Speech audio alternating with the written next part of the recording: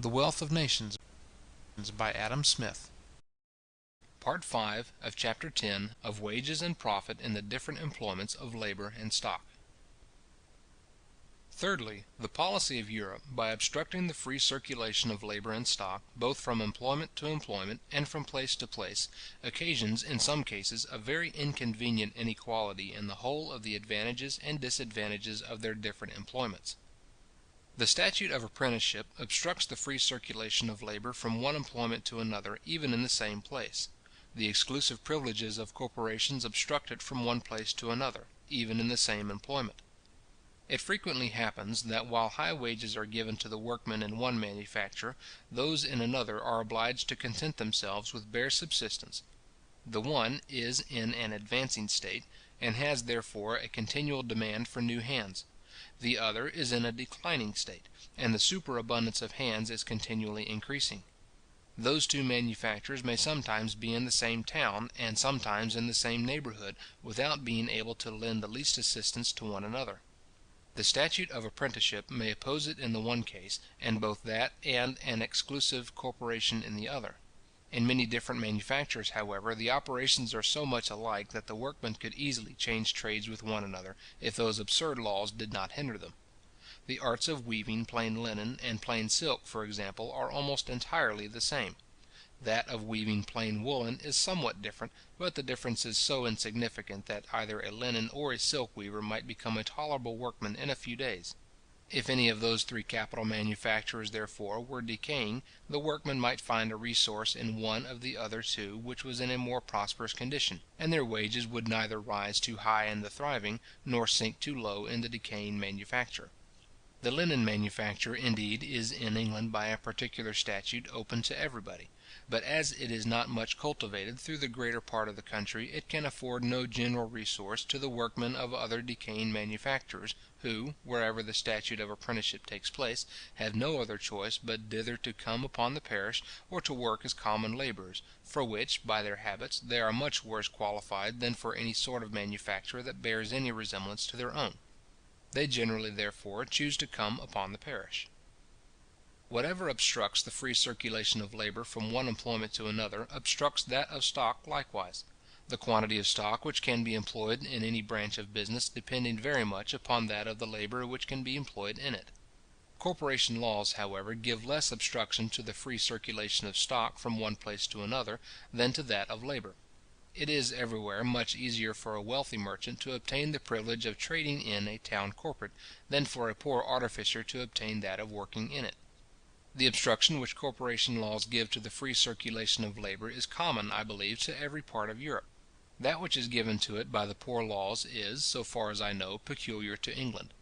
It consists in the difficulty which a poor man finds in obtaining a settlement, or even in being allowed to exercise his industry in any parish but that to which he belongs.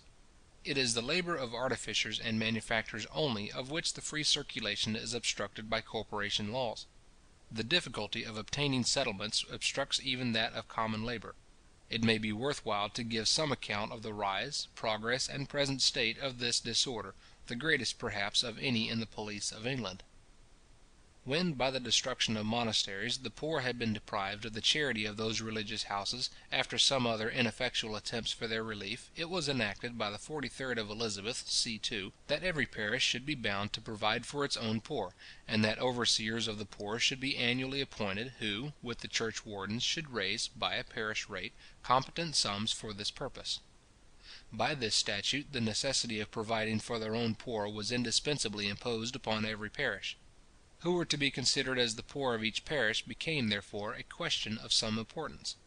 This question, after some variation, was at last determined by the 13th and 14th of Charles II, when it was enacted that 40 days undisturbed residence should gain any person a settlement in any parish; but that within that time it should be lawful for 2 justices of the peace, upon complaint made by the church wardens or overseers of the poor, to remove any new inhabitant to the parish where he was last legally settled, unless he either rented a tenement of £10 a year, or could give such security for the discharge of the parish where he was then living, as those justices should judge sufficient. Some frauds, it is said, were committed in consequence of this statute. parish officers sometimes bribing their own poor to go clandestinely to another parish, and, by keeping themselves concealed for 40 days, to gain a settlement there, to the discharge of that to which they properly belonged. It was enacted, therefore, by the 1st of James II., that the 40 days undisturbed residence of any person necessary to gain a settlement should be accounted only from the time of his delivering notice, in writing, of the place of his abode and the number of his family, to one of the church wardens or overseers of the parish where he came to dwell. But parish officers, it seems, were not always more honest with regard to their own than they had been with regard to other parishes, and sometimes connived at such intrusions, receiving the notice and taking no proper steps in consequence of it. As every person in a parish, therefore, was supposed to have an interest to prevent as much as possible their being burdened by such intruders, it was further enacted by the 3rd of William III. That the 40 days residence should be accounted only from the publication of such notice in writing on Sunday in the church immediately after divine service. After all, says Dr. Burn, this kind of settlement, by continuing 40 days after publication of notice in writing, is very seldom obtained, and the design of the acts is not so much for gaining of settlements as for the avoiding of them by persons coming into a parish clandestinely, for the giving of notice is only putting a force upon the parish to remove. But if a person's situation is such that it is doubtful whether he is actually removable or not, he shall, by giving of notice, compel the parish either to allow him a settlement uncontested, by suffering him to continue 40 days, or by removing him to try the right. This statute, therefore, rendered it almost impracticable for a poor man to gain a new settlement in the old way, by 40 days' inhabitancy. But that it might not appear to preclude altogether the common people of one parish from ever establishing themselves with security in another, it appointed 4 other ways by which a settlement might be gained without any notice delivered or published.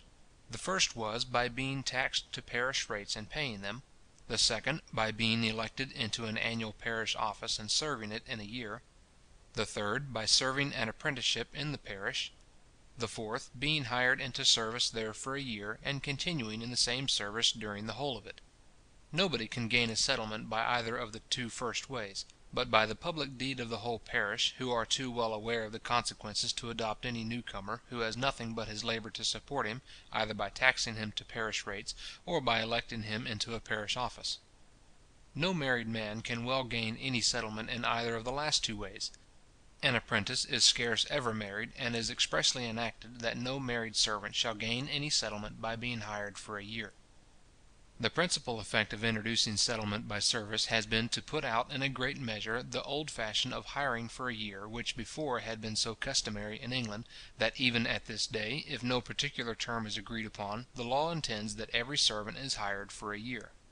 But masters are not always willing to give their servants a settlement by hiring them in this manner.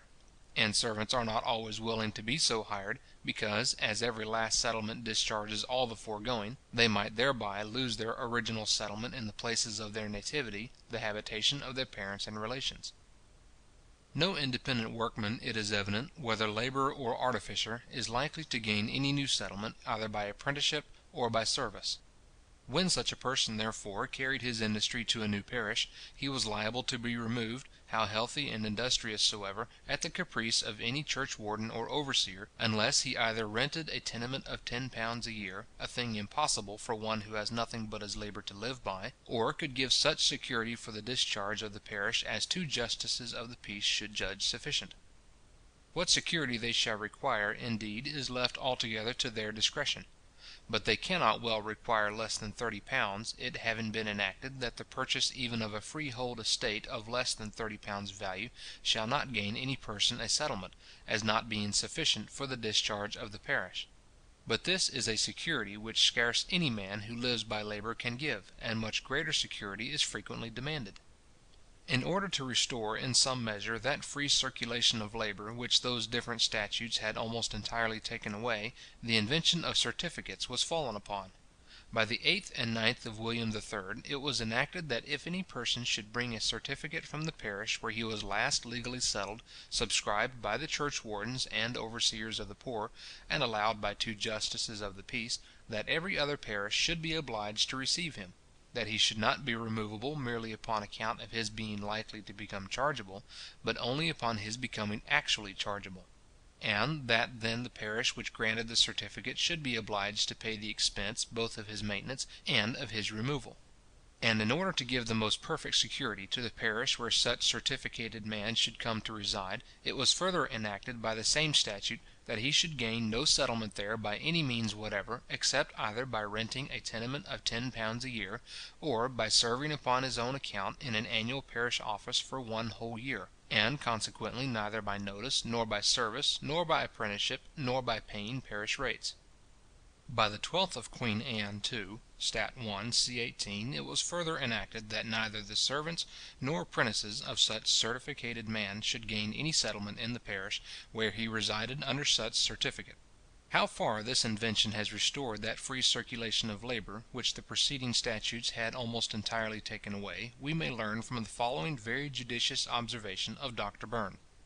"It is obvious," says he, "that there are divers good reasons for requiring certificates with persons coming to settle in any place; namely, that persons residing under them can gain no settlement, neither by apprenticeship, nor by service, nor by giving notice, nor by paying parish rates; that they can settle neither apprentices nor servants; that if they become chargeable, it is certainly known whither to remove them, and the parish shall be paid for the removal, and for their maintenance in the meantime; and that, if they fall sick and cannot be removed, the parish which gave the certificate must maintain them, none of all which can be without a certificate.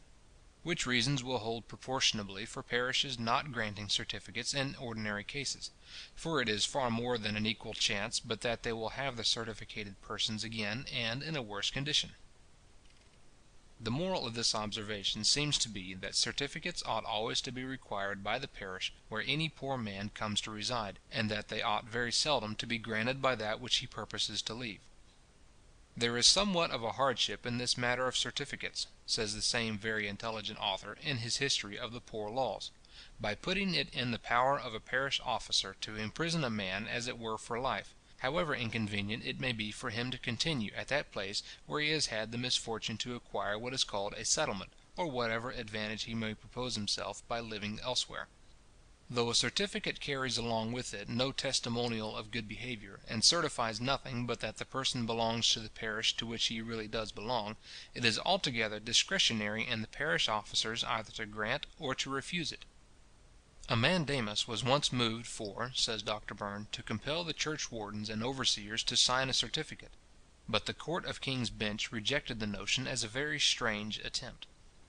The very unequal price of labour which we frequently find in England, in places at no great distance from one another, is probably owing to the obstruction which the law of settlements gives to a poor man who would carry his industry from one parish to another without a certificate. A single man, indeed, who is healthy and industrious, may sometimes reside by sufferance without one; but a man with a wife and family, who should attempt to do so, would, in most parishes, be sure of being removed; and if the single man should afterwards marry, he would generally be removed likewise. The scarcity of hands in one parish, therefore, cannot always be relieved by their superabundance in another, as it is constantly in Scotland, and, I believe, in all other countries where there is no difficulty of settlement. In such countries, though wages may sometimes rise a little in the neighbourhood of a great town, or wherever else there is an extraordinary demand for labour, and sink gradually as the distance from such places increases, till they fall back to the common rate of the country, yet we never meet with those sudden and unaccountable differences in the wages of neighbouring places which we sometimes find in England, where it is often more difficult for a poor man to pass the artificial boundary of a parish than an arm of the sea or a ridge of high mountains, natural boundaries which sometimes separate very distinctly different rates of wages in other countries.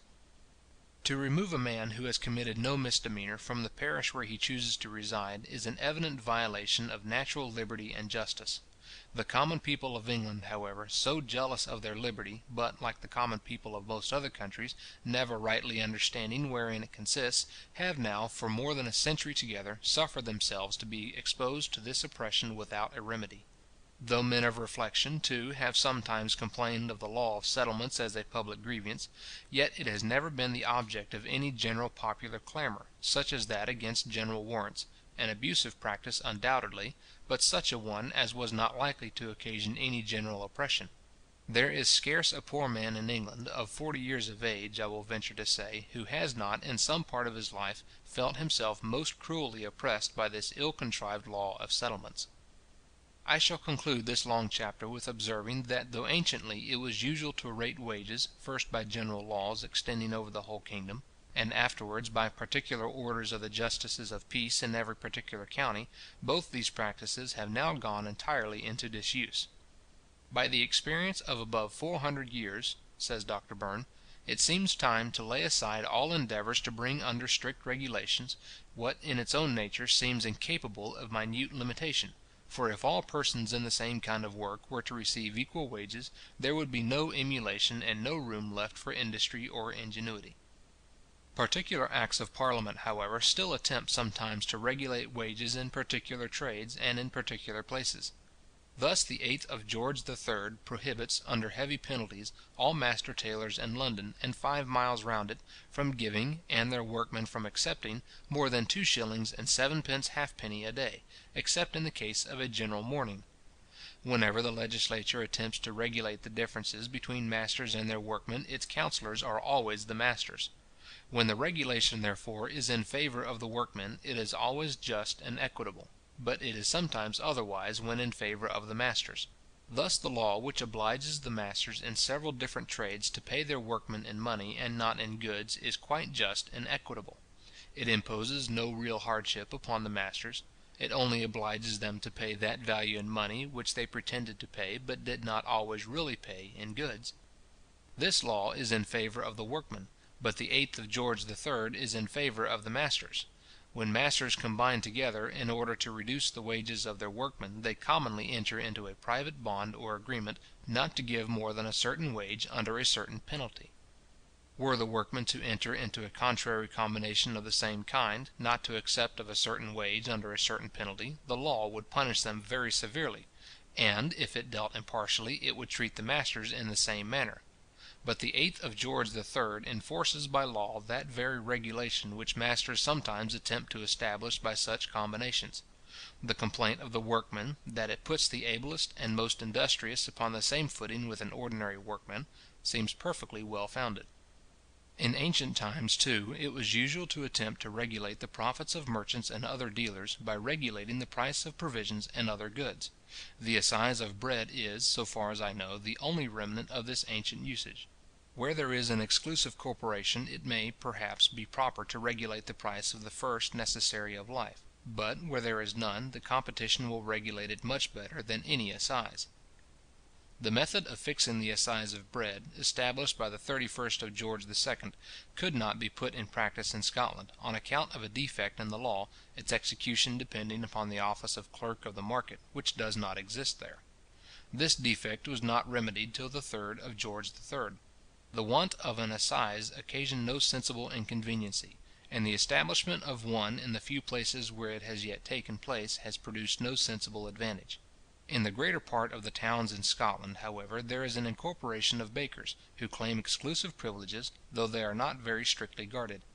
The proportion between the different rates, both of wages and profit, in the different employments of labour and stock, seems not to be much affected, as has already been observed, by the riches or poverty, the advancing, stationary, or declining state of the society.